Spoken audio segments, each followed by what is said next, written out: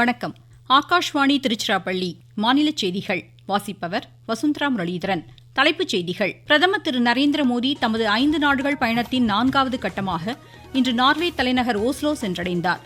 India Norway வர்த்தக ஆராய்ச்சி உச்சிமாநாட்டில் பிரதமர் உரையாற்றுகிறார். கேரள முதலமைச்சராக காங்கிரசின் திரு வி.டி. சதீசன் இன்று பதவியேற்றார். நாட்டின் முன்னணி பொருளாதார சக்தியாக தமிழகம் உருவெடுக்க இந்திய வர்த்தக தொழில்துறை கூட்டமைப்பின் வழிகாட்டுதல்கள் தொடர வேண்டும் என முதலமைச்சர் திரு விஜய் கேட்டுக் கொண்டுள்ளார். தமிழ்நாட்டில் 10ஆம் வகுப்பு பொதுத் தேர்வு முடிவுகள் நாளை மறுநாள் வெளியாகும் என மாநில பள்ளிக்கல்வித்துறை அமைச்சர் திரு ராஜ்மோகன் கூறியுள்ளார். IPL 2020 கிரிக்கெட் போட்டியில் சென்னையில் இன்றிரவு 7:30 மணிக்கு சென்னை சூப்பர் கிங்ஸ் சன்ரைசர்ஸ் ஹைதராபாத்தை எதிர்கொள்கிறது. இனி விரிவான செய்திகள். பிரதமர் திரு நரேந்திர மோடி தமது 5 நாடுகள் பயணத்தின் 4வது கட்டமாக இன்று நார்வே தலைநகர் ஓஸ்லோ சென்றடைந்தார். நார்வேயுடனான இருதரப்பு பேச்சுவார்த்தைகளில் பங்கேற்கும் பிரதமர் நாளை 3வது இந்தியா நார்டிக் உச்சிமாநாட்டிலும் பங்கேற்கிறார். தமது பயணத்தின் ஒரு பகுதியாக இன்று அந்நாட்டு மன்னர் ஹரால்ட் மற்றும் அந்நாட்டு பிரதமர் ஜோனஸ் கஹரையும் சந்தித்து அவர் பேச்சுவார்த்தை மேற்கொள்கிறார். இந்தியா நார்வே வர்த்தக ஆராய்ச்சி உச்சிமாநாட்டிலும் அவர் உரையாற்றுகிறார். தூய்மை, பசுமை தொழில்நுட்பம், கடல்சார் பொருளாதாரம் உள்ளிட்டவைகளை முக்கிய நோக்கமாக கொண்டு பிரதமரின் இந்த நார்வே பயணம் அமைந்துள்ளது. முன்னதாக தமது ஸ்வீடன் பயணத்தை முடித்துக்கொண்டு நார்வே புறப்பட்ட பிரதமர் இந்தியா ஸ்வீடன் இடையிலான இருதரப்பு உறவுகள் தமது பயணத்தின் மூலம் புதிய எழுச்சி பெற்றுள்ளதாக மகிழ்ச்சி தெரிவித்தார். வரும் 5 ஆண்டுகளில் இரு நாட்டு வர்த்தகம் 2 மடங்காக அதிகரிக்கும் என்றும் அவர் நம்பிக்கை தெரிவித்தார். மத்திய பாதுகாப்புத்துறை அமைச்சர் திரு ராஜ்நாத் சிங் அரசுமுறை பயணமாக வியட்நாம், தென்கொரியா நாடுகளுக்கு இன்று புறப்பட்டார். இந்த இரு நாடுகள் இடையிலான நட்புறவை விரிவுபடுத்துவதற்கான பேச்சுவார்த்தைகளை தாம் ஆவலுடன் எதிர்நோக்குவதாக தமது சமூக வலைதளத்தில் அவர் கூறியுள்ளார். மேலும் ராணுவ ஒத்துழைப்பை மேம்படுத்துதல், பாதுகாப்புத்துறை சார்ந்த தொழில்களை வலுப்படுத்துதல், கடல்சார் ஒத்துழைப்பை முன்னெடுத்து செல்வது ஆகியவற்றுக்கு முன்னுரிமை அளிக்கப்படும் என்றும் கூறினார். இந்தோ பசிபிக் பிராந்தியத்தில் அமைதி மற்றும் ஸ்திரத்தன்மையை நிலைநாட்டுவது குறித்தும் ஆலோசிக்கப்படும் என்றும் அவர் தெரிவித்தார். தமது பயணத்தின் ஒரு பகுதியாக வியட்நாம் அமைச்சர் ஜெனரல் வேன் ஜியாங்குடன் இருதரப்பு ஒத்துழைப்பு பேச்சுவார்த்தைகளை அவர் மேற்கொள்கிறார். தென்கொரியாவில் அந்நாட்டு பாதுகாப்பு அமைச்சருடனும் பரஸ்பர நலன் சார்ந்த சந்திப்பை அவர் மேற்கொள்கிறார். மத்திய சுகாதாரத்துறை அமைச்சர் திரு JP நட்டா ஜெனீவாவில் நடைபெறும் 79வது உலக சுகாதார மாநாட்டில் பங்கேற்கிறார்.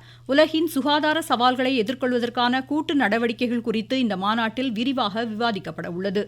6 நாட்கள் நடைபெறும் இம்மாநாட்டில் 165 நாடுகளைச் சேர்ந்த சுகாதார அமைச்சர்களும் வல்லுநர்களும் பங்கேற்கின்றனர். கேரள முதலமைச்சராக காங்கிரசின் திரு வி.டி. சதீசன் இன்று பதவியேற்றார். திருவனந்தபுரத்தில் நடைபெற்ற நிகழ்ச்சியில் ஆளுநர் திரு ராஜேந்திர விஸ்வநாத் அர்லேக்கர் அவருக்கு பதவி பிரமாணமும் ரகசிய காப்பு பிரமாணமும் செய்து வைத்தார். அவருடன் 20 அமைச்சர்களும் பதவியேற்றுக் கொண்டனர். இந்த நிகழ்ச்சியில் காங்கிரஸ் கட்சித் தலைவர் திரு மல்லிகார்ஜுன கார்கே, மக்களவை எதிர்க்கட்சித் தலைவர் திரு ராகுல் காந்தி, திருமதி பிரியங்கா காந்தி உள்ளிட்டோர் பங்கேற்றனர். பிரதமர் திரு நரேந்திர மோடி புதிதாக பதவியேற்றுள்ள கேரள முதலமைச்சர் திரு வி.டி. சதீசனுக்கு வாழ்த்துக்களை தெரிவித்துள்ளார். கேரள மக்களின் எதிர்பார்ப்புகளை பூர்த்தி செய்யும் வகையில் புதிய அரசுக்கு அனைத்து உதவிகளையும் மத்திய அரசு வழங்கும் என்றும் அவர் குறிப்பிட்டுள்ளார்.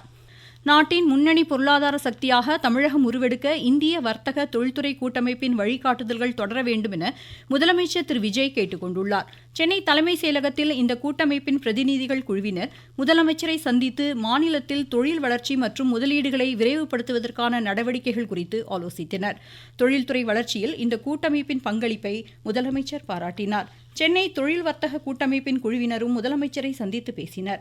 இவர்களின் கருத்துக்கள் மற்றும் பரிந்துரைகள் மீது நடவடிக்கை எடுக்கப்படும் என முதலமைச்சர் உறுதியளித்தார். நீங்கள் கேட்டுக்கொண்டிருப்பது ஆகாஷ்வாணியின் மாநில செய்தி அறிக்கை. ஊரக வளர்ச்சிக்கான புதிய அத்தியாயம். வளர்ச்சியடைந்த இந்தியாவிற்கான ஊரக வேலைவாய்ப்பு உறுதி மற்றும் வாழ்வாதார சட்டம் ஜூலை 1ஆம் தேதி முதல் செயல்பாட்டிற்கு வருகின்றது. இந்த சட்டம் ஆண்டிற்கு 125 நாட்கள் வேலையை உறுதி செய்கிறது. வாரந்தோறும் ஊதியம் வழங்கப்படுவது கட்டாயமாக்கப்பட்டுள்ளது. பணி முடித்த 15 நாட்களுக்குள் ஊதியம் வழங்குவதை உறுதி செய்வதற்கான அம்சங்களும் இதில் இடம்பெற்றுள்ளன. கால தாமதமாக ஊதியம் வழங்கப்பட்டால் அதற்கான இழப்பீட்டு தொகைக்கும் வகை செய்யப்பட்டுள்ளது. வளர்ச்சியடைந்த இந்தியாவிற்கான பயணத்தில் மோடி அரசு தொடரும் சீர்திருத்த நடவடிக்கைகள். தமிழ்நாட்டில் 10ஆம் வகுப்பு பொதுத் தேர்வு முடிவுகள் நாளை மறுநாள் வெளியாகும் என மாநில பள்ளிக்கல்வித்துறை அமைச்சர் திரு ராஜ்மோகன் தெரிவித்துள்ளார். சென்னையில் இன்று செய்தியாளர்களிடம் பேசிய அவர், கோடை விடுமுறைக்கு பிறகு வரும் 1ஆம் தேதி பள்ளிகள் மீண்டும் திறக்கப்படும் என்று தெரிவித்தார். 1 முதல் 3ஆம் வகுப்பு வரையிலான மாணாக்கருக்கு 4ஆம் தேதி பள்ளிகள் திறக்கப்படும் என்றும் தெரிவித்தார். முன்னதாக 1 முதல் 3ஆம் வகுப்பு வரையிலான புதிய பாடத்திட்ட புத்தகங்களையும் சென்னை தலைமைச் செயலகத்தில் அமைச்சர் வெளியிட்டார். இந்த நிலையில் முதலமைச்சர் திரு விஜயுடன் பள்ளிக் கல்வித்துறையில் செயல்படுத்த வேண்டிய திட்டங்கள் குறித்தும் அமைச்சர் ஆலோசனை மேற்கொண்டார். அஇஅதிமுகவின் முன்னாள் அமைச்சர் திரு செம்மலை அந்த கட்சியிலிருந்து விலகுவதாக அறிவித்துள்ளார். சேலத்தில் செய்தியாளர்களிடம் பேசிய அவர் தனது பதவி விலகல் கடிதத்தை கட்சியின் பொதுச் செயலாளர் திரு எடப்பாடி பழனிசாமியிடம் வழங்கியிருப்பதாக கூறினார்.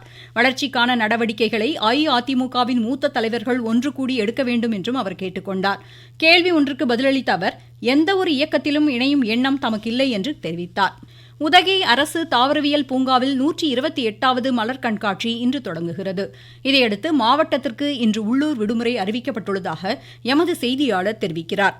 உதகை அரசு தாவரவியல் பூங்காவில் 128வது மலர் கண்காட்சி இன்று துவங்குகிறது. இந்த மலர் கண்காட்சிக்காக சுற்றுலா பயணிகளை கவரும் வகையில் சுமார் 10 லட்சம் கிரைசாந்தியம், கார்னேஷன், ரோஜா ஆகிய மலர்களை கொண்டு தமிழ்நாடு வரைபடம், சென்னை சென்ட்ரல் ரயில் நிலையம், திருவள்ளுவர் சிலை, பரதநாட்டிய நடன கலைஞர், திருவாரூர் தேர் உள்ளிட்ட 30க்கும் மேற்பட்ட வடிவங்கள் அமைக்கப்பட்டுள்ளன. மலர் கண்காட்சி மாடம் மற்றும் கண்ணாடி மாளிகையில் 50,000 வண்ண மலர் தொட்டிகள் அடுக்கி வைக்கப்பட்டுள்ளன. சுற்றுலா பயணிகள் கண்டு ரசிக்க பூங்கா முழுவதும் 275 வகையான பல வண்ண மலர்கள் பூத்து குலுங்குகின்றன. உதகையிலிருந்து சரவணன். காஞ்சிபுரம் மாவட்ட ஆட்சித்தலைவர் அலுவலகத்தில் மக்கள் குறைதீர் நாள் கூட்டம் ஆட்சித்தலைவர் திருமதி ஸ்னேகா தலைமையில் இன்று நடைபெற்றது. சாலை வசதி, குடிநீர், மாற்றுத்திறனாளிகள் உதவித்தொகை உள்ளிட்டவைகள் குறித்து அளிக்கப்பட்ட மனுக்கள் மீது உடனடி நடவடிக்கை எடுக்க ஆட்சித்தலைவர் அதிகாரிகளுக்கு உத்தரவிட்டார். சேலம் மாவட்ட புதிய ஆட்சித்தலைவராக திரு இளம்பகவத் இன்று பொறுப்பேற்றுக் கொண்டார். மாவட்டத்தில் மக்கள் நலப்பணிகள் மற்றும் சட்டம் ஒழுங்கு நிலைமைக்கு முன்னுரிமை அளிக்கப்படும் என்றும் அவர் தெரிவித்தார். நாகை மற்றும் கீழ்வேளூர் ஒழுங்குமுறை விற்பனை கூடங்கள் மூலம் உளுந்து கொள்முதல் செய்யப்படும் என மாவட்ட ஆட்சித்தலைவர் திரு ஆகாஷ் தெரிவித்துள்ளார். இதுகுறித்து எமது செய்தியாளர். நாகப்பட்டினம் விற்பனை குழுவின் கீழ் இயங்கும் கீழ்வேளூர், திருப்பூண்டி மற்றும் நாகப்பட்டினம் ஒழுங்குமுறை விற்பனை கூடங்கள் மூலம் 350 மெட்ரிக் டன் உளுந்து கொள்முதல் செய்ய அரசாணை வரப்பட்டுள்ளது. விவசாயிகள் நலன் கருதி மத்திய அரசால் நிர்ணயிக்கப்பட்ட தரத்திற்கு 1 கிலோ உளுந்து விலை ரூபாய் 78 என்ற விலையில் கொள்முதல் செய்யப்பட உள்ளது. இத்திட்டத்தின் மூலம் பயன்பெற நிலத்தின் கணினி மூலம் பெறப்பட்ட சிட்டாடங்கள், ஆதார் அட்டை நகல், வங்கி கணக்கின் புத்தக நகல் மற்றும் ஆதாருடன் இணைக்கப்பட்ட அலைபேசியுடன் சம்பந்தப்பட்ட விவசாயி நேரில் வந்து ஆதார் கைரேகை பதிவு செய்து அங்கீகரிக்கப்பட்ட பதிவு மேற்கொள்ள கேட்டுக் கொள்ளப்படுகிறார்கள். நாகையிலிருந்து செல்வன் ஜபராஜ். பெரம்பலூர் மாவட்டத்தில் விவசாயிகள் நில உடைமை விவரங்களை வலைதளத்தில் பதிவு செய்து கொள்ள வேண்டும் என மாவட்ட வேளாண் இணை இயக்குநர் திரு பாபு தெரிவித்துள்ளார். தூத்துக்குடி மாவட்டத்தில் விவசாயிகள் குறைதீர் நாள் கூட்டம் வரும் 21ஆம் தேதி நடைபெற இருப்பதாக மாவட்ட ஆட்சித்தலைவர் திரு விஷு மகாஜன் தெரிவித்துள்ளார்.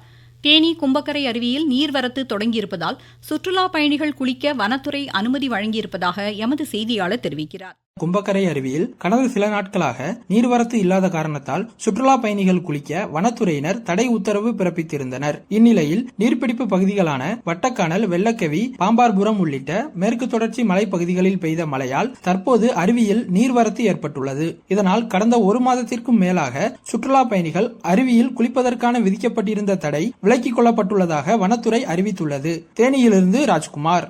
நெல்லையில் விவசாயிகள் குறைதீர் நாள் கூட்டம் வரும் 22ஆம் தேதி நடைபெற இருப்பதாக மாவட்ட ஆட்சித்தலைவர் திரு சுகுமார் தெரிவித்துள்ளார். IPL 2020 கிரிக்கெட் போட்டியில் சென்னையில் இன்றிரவு 7:30 மணிக்கு சென்னை சூப்பர் கிங்ஸ் சன்ரைசர்ஸ் ஹைதராபாத்தை எதிர்கொள்கிறது. மீண்டும் தலைப்புச் செய்திகள். பிரதமர் திரு நரேந்திர மோடி தமது 5 நாடுகள் பயணத்தின் 4வது கட்டமாக இன்று நார்வே தலைநகர் ஓஸ்லோ சென்றடைந்தார். இந்தியா நார்வே வர்த்தக ஆராய்ச்சி உச்சிமாநாட்டில் பிரதமர் உரையாற்றுகிறார். கேரள முதலமைச்சராக காங்கிரசின் திரு VD சதீசன் இன்று பதவியேற்றார். நாட்டின் முன்னணி பொருளாதார சக்தியாக தமிழகம் உருவெடுக்க இந்திய வர்த்தக தொழில்துறை கூட்டமைப்பின் வழிகாட்டுதல்கள் தொடர வேண்டும் என முதலமைச்சர் திரு விஜய் கேட்டுக் கொண்டுள்ளார். தமிழ்நாட்டில் 10ஆம் வகுப்பு பொதுத் தேர்வு முடிவுகள் நாளை மறுநாள் வெளியாகும் என மாநில பள்ளிக் கல்வித்துறை அமைச்சர் திரு ராஜ்மோகன் தெரிவித்துள்ளார். IPL 2020 கிரிக்கெட் போட்டியில் சென்னையில் இன்றிரவு 7:30 மணிக்கு சென்னை சூப்பர் கிங்ஸ் சன்ரைசர்ஸ் ஹைதராபாத்தை எதிர்கொள்கிறது. இத்துடன் இந்த செய்தி அறிக்கை முடிவடைந்தது.